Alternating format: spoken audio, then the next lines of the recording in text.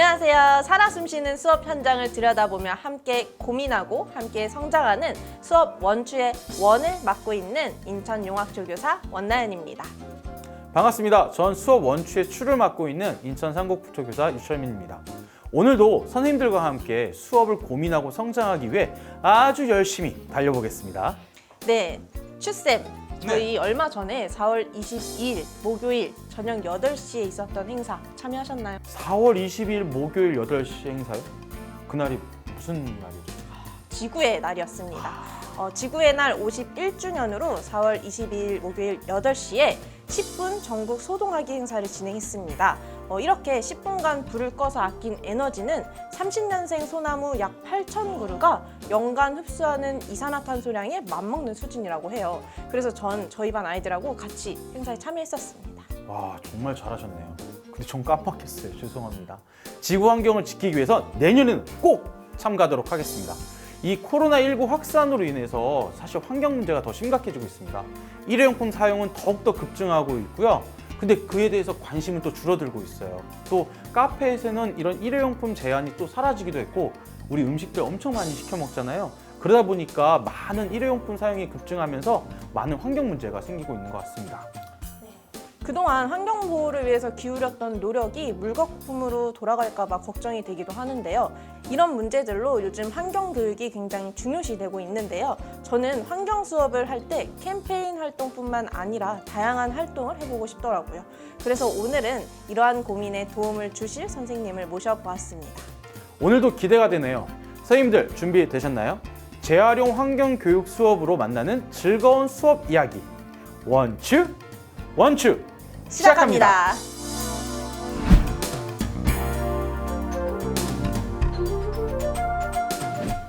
네, 우리 변윤섭 원추쌤 반갑습니다. 반갑습니다. 네, 우리 선생님 오늘 인상이 너무 좋으시네요. 머리하고 왔습니다. 네, 머리까지 하셨대요. 자기소개 좀 부탁드리겠습니다. 네, 저는 왕길초등학교 교사 변윤섭이고요. 작년에 자원재활용 전학공 회장을 했고 학생들이랑 자원재활용 동아리를 운영하고 선생님들 자원재활용 연수를 진행했고요. 올해는 서부교육청 환경생태 장학자료 개발을 참여했습니다. 환경교육에 대한 연구, 전문적 학습 공동체 운영, 컨설팅 위원까지 굉장히 다양한 활동을 하셨네요. 네, 오늘 딱 옷만 봐도 에코블루, 환경교육 전문가라는 게 딱 느껴지는데요. 이번 수업 나눔 토크 주제는 자원을 재활용한 환경 수업 이야기입니다. 혹시 이런 환경 수업을 시작하게 된 계기가 있으실까요?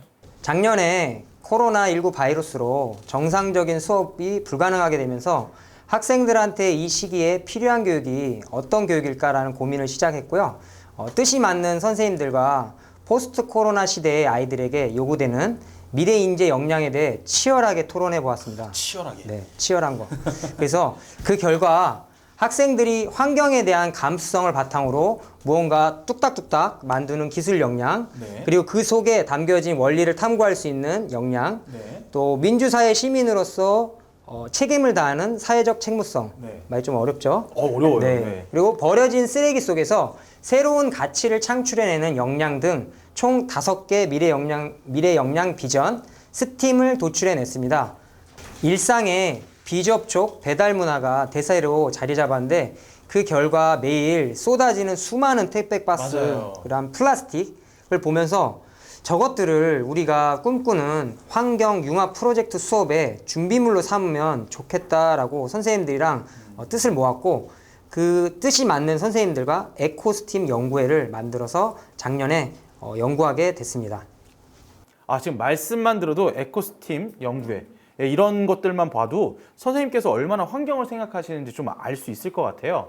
자, 그럼 실질적으로 우리 선생님들께서 좀 궁금해하실 내용인 것 같은데 이렇게 그 연구회든 그 환경 동아리든 이렇게 진행하셨던 수업 내용 중에서 좀 소개해 주실 만한 내용이 있으실까요?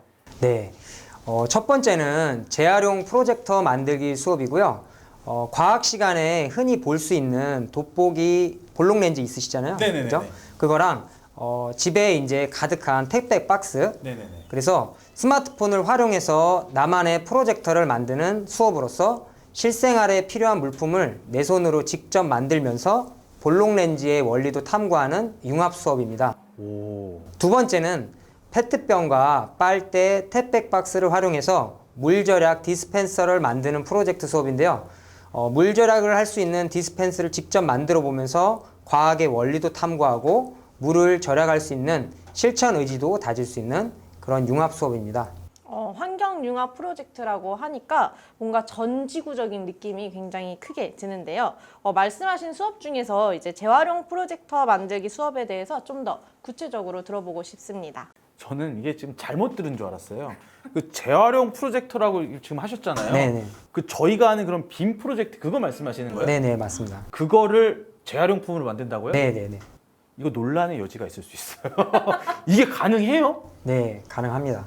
표정이 믿음은 가는데 어떤 건지 너무 궁금하네요. 선생님 좀 소개 좀 부탁드립니다. 믿음이 있어야 가능하고요. 이 수업은 6학년 1학기 과학 5단원 빛과 렌즈 단원이랑 그다음 수학 6단원 직육면체 부피와 건널비 단원 그리고 실과 5단원 발명가 로봇 단원의 성취 기준을 추출 및 재구성해 봤습니다.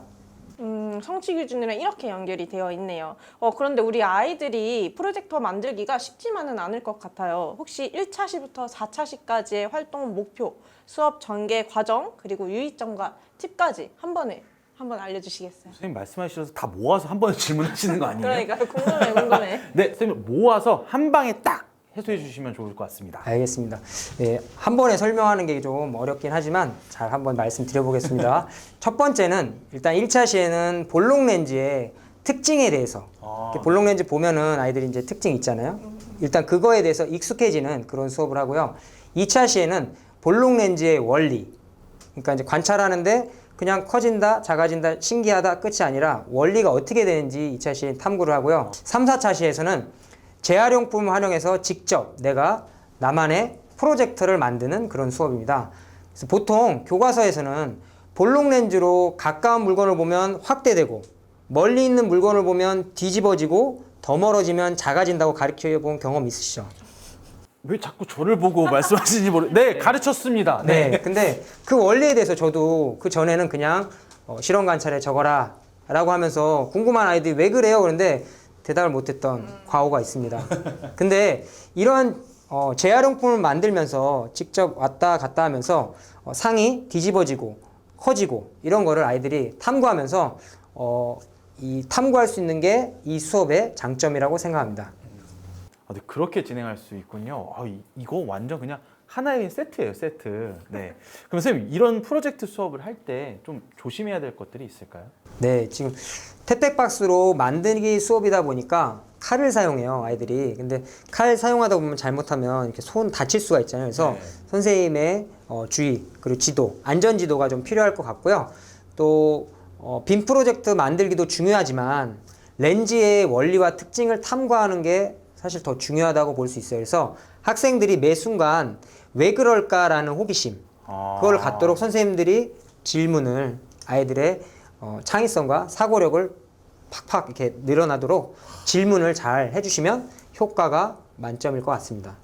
자, 그러면 저는 사실 아까 선생님이 또 두 번째로 말씀해 주신 것 중에서 박스로 어떤 물절약 생수 디스펜서를 만드신다고 했는데 이게 무슨 내용의 수업일까요? 이 수업은 4학년 수학단원, 과학단원, 그리고 도덕, 미술 총 5개 교과의 핵심 성취 기준을 분석해서 추출하고 또 재구성한 아까처럼 모아서 재구성한 프로젝트 수업이고요. 과학 교과에서는 물의 이동, 순환 과정, 물 부족 현상에 대해서 공부하고요. 수학 교과에서는 물에 대한 자료 해석, 그리고 직각과 직선을 활용해서 도안을 그리고 도덕 교과에서는 인간 생명과 물의 역할, 환경 문제 탐구, 마지막으로 미술 교과에서는 박스, 페트병, 빨대를 활용해서 디스펜서를 만들기를 완성하는 그런 수업입니다. 물 절약 생수 디스펜서. 저희 교실에도 만들어서 꼭 설치해 놔야 될 것 같습니다. 이렇게 아이들이 스스로 만든 물건을 이제 생활 속에서 사용하면서 물도 더 절약해서 사용하고 물건도 좀 더 아껴 쓰는 습관이 저절로 생길 수 있을 것 같아요. 아마 이 영상을 보시는 선생님들도 도전해보고 싶은 마음이 생길 것 같은데요. 실제로 진행하셨던 환경교육 관련 활동 중에서 블렌디드 수업에 적용할 만한 것들을 좀 더 소개해 주실 수 있을까요? 네. 일단 집에서 휴지를 다 쓰다 보면 뭐가 나오죠? 휴지심? 네, 휴지심, 네. 휴지심들이 많이 쌓일 거예요. 어디 나가지도 못하고. 그죠? 그게 나가면 안 되죠. 네, 요즘 나가지 못하니까 휴지심이 많이 쌓이는데 그 휴지심을 갖고 아이들이랑 그 휴지심에 풍선을 씌워갖고 공기대포 놀이하면 이렇게 퐁퐁 쏘는 네네네. 거예요. 저학년 학생들 되게 좋아하거든요. 네네네. 그래서 그런 활동도 할 수 있고 또 휴지심을 이용해서 종이컵이랑 휴지심을 연결하고 거기에 스마트폰을 꽂아갖고 스피커 나만의 스피커를 네네네. 하면 아이들이 또 스피커의 원리라든지 또 발명 교육을 또 같이 할 수 있고요. 네. 또 한 가지는 커피 마시면 우리가 플라스틱 용기가 많이 버리잖아요. 네네네. 그 용기를 한 개, 두 개 정도를 모아갖고 잘라갖고 여기 몸통 부분을 네. 사다리꼴 모양을 4개를 해갖고 홀로그램 프로젝터라는 거를 만들 수가 있어요. 네네네네네네. 좀 이렇게 하신 분들도 있는데 네네. 그걸 갖고 만든 다음에 이제 사각 뿔대 아시죠? 네네네. 그거를 이제 뒤집어 갖고 네. 핸드폰에 보면 너튜브 있잖아요. 네네네. 거기에 너튜브. 홀로그램 영상이 있는데 이렇게 놓고 어두운 곳에 보면 홀로그램이 이렇게 나오는 그런 네네. 첨단 교육도 첨단 교육. 같이 할 수 있습니다. 네네네. 자원 재활용으로. 네. 네, 그리고 뭐 페트병 같은 걸 이용해서 모터랑 해서 돌아가는 재활용 선풍기도 만들 수가 있습니다. 와, 지금 말씀 들어보니까 거의 이런 느낌이에요. 아까 그 박스를 이용한 프로젝트로 영화를 틀어주면서 그 간이 스피커로 음악을 들으면서 선풍기를 돌리면 돼요. 그리고 밤에는 홀로그램까지 하면은 완벽한 이런 구조가 완성되지 않을까 싶습니다. 네, 이렇게 선생님 말씀을 들으니까 아이들이 이렇게 스스로 좀 참여하면 이게 촬영도 하고 만들기도 하고 그다음에 공유까지 하게 되면 학생들 스스로가 이런 환경 교육이 습관화가 될 것 같아요. 네, 우리 애들 손에서 이제 재활용품이 다양한 발명품으로 만들어지는 걸 보니까 이 세상에는 정말 버릴 게 하나도 없는 것 같습니다. 네, 맞습니다. 네, 선생님이 많은 팁을 좀 주셨는데 사실 이게 좋은 것만 있는 건 아니잖아요. 그죠? 그래서 이렇게 온라인이나 오프라인으로 이렇게 환경 교육을 하실 때 자원 재활용 수업을 하실 때 좀 어려운 점은 없으셨을까요? 네, 당연히 어려운 점이 있었고요. 온라인 교육으로 자원 재활용 교육을 할 때 아이들한테 그 준비물을 어떻게 해야 되나에 대해서 고민이 많이 됐어요. 사실 이게 환경 교육 중에서 이걸 하기 위해서 다른 것들을 또 자료를 갖고 와야 되잖아요. 자원. 그게 오히려 환경 오염을 시킨다라는 말이 되게 많았거든요. 그래서 돈을 주고 준비물을 하기보다는 정말 그 취지를 살린다고 하면은 바로 당장 내 집 앞에 분리수거장으로 달려가서 학습의 준비물인 자원 재활용품을 가지고 와서 그걸 갖고 온라인 수업을 하는 그런 식의 연구들을 했던 것 같아요. 그래서 그냥 집에 있는 재활용품 가지고 와라. 그게 오늘 수업의 소재다. 그러면 아이들이 좋아하고 선생님도 조금 네. 그 어려움을 해결할 수 있는 그런 팁이 되겠습니다. 네, 진짜 꿀팁인 것 같아요. 그렇죠? 네, 이렇게 블렌디드 프로젝트 수업을 진행하시는 선생님들께 굉장히 도움이 될 것 같습니다. 우리 이걸 학생들이 본다면 분리수거할 때 공부할 수 있는 요소가 있으니까 잘 관리하세요. 네, 선생님 말씀을 듣다 보니까 제가 좀 개인적인 좀 고민이 있는데 이게 지금 말씀해 주신 거는 환경교육의 프로젝트로 좀 길게 하는 수업들이잖아요. 근데 저희가 학교에 있다 보면은 이제 1시간 뭐 2시간 이렇게 환경교육을 해야 될 때가 있는데 이 지도하다 보면은 결국 하는 말은 얘들아 환경 보호해 그냥 실천해 이런 말들밖에 안 하더라고요. 그래서 조금 학생들에게 이런 환경 보호에 대한 어떤 실천 의지나 관심을 좀 지속적으로 갖게 할 수 있는 그런 방법들은 없을까요? 네, 저 역시도 아이들한테 이제 보통 창체 시간에 쓰레기를 줄이거나 아니면 분리수거 배출하거나 이런 식의 교육을 해서 조금 반성이 됐었는데 아까 말씀드린 그러한 프로젝트 수업으로 한다면은 학생들이 이제 단기적으로 이제 끝내는 게 아니라 좀 장기적으로 아이들의 관심과 그런 걸 이제 유지하면서 또 아까 얘기 드렸던 것처럼 핵심 성취 기준도 달성하면서 원리도 탐구하는 그런 식으로 학생들의 관심을 좀 유지하고 또 환경교육의 가장 중요한 부분이 실천이잖아요. 그렇죠. 네. 그래서 그 실천을 할 수 있게 아이들한테 자원순환 플랫폼, 그 환경부에서 만든 플랫폼을 안내해 줘갖고 거기에 가면 요즘에 이제 챌린지들이 유행을 하고 있어요. 뭐 커피 먹고 나서 일회용품 안 쓰고 텀블러 쓰는 그런 게 있는데 네네네. 그냥 하자 그러면 사람이 잘 안 지키게 되잖아요. 네. 그래서 어떤 그런 서약을 하고 인증을 하는 그런 자원순환 플랫폼을 아이들한테 소개하고 또 다 하고 나서 실천하고 나선 사진을 올리는 그런 활동을 하면 아이들의 관심을 좀 길게 가져갈 수 있지 않을까요? 네. 인증제 좋은 것 인증, 같아요. 네네네네. 이렇게 하면 된다고 합니다. 궁금증 해결되셨나요? 그 있잖아요. 계란 10개 먹고 사이다 먹은 느낌. 해결됐어요. 지금. 많이 드셨네요. 많이 먹어요, 원래. 네, 선생님들 벌써 마무리할 시간이 다 왔습니다. 나연쌤, 오늘 윤섭쌤과 이렇게 또 재활용 환경 수업 이야기 나눠봤는데요. 어떠셨어요?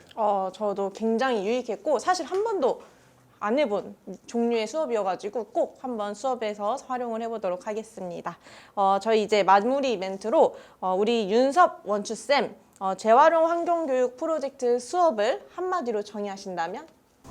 이제는 선택이 아닌 생존을 위한 필수 수업이다. 이렇게 정의하면 될까요? 너무 많은 생각을 하게 되는 약간 좀 철학적인 대답이신 것 같습니다. 아마 이걸 보시는 선생님들께서도 당장 아이들과 이 수업을 해봐야겠다라는 생각이 드실 것 같은데요. 오늘 이 시간이 선생님들께도 의미 있는 시간, 그 다음에 이 블렌디드 수업 상황 속에서 활력을 불어넣는 시간이었을 거라고 생각이 듭니다. 선생님들, 풍성한 수업, 좋은 수업, 학생 중심 수업 원하시죠? 선생님들 환경을 생각하는 수업 원추 Yes, I want you.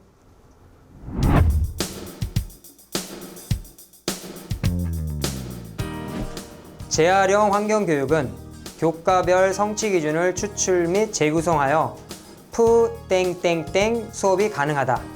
네 글자 단어를 맞춰주세요. 끝.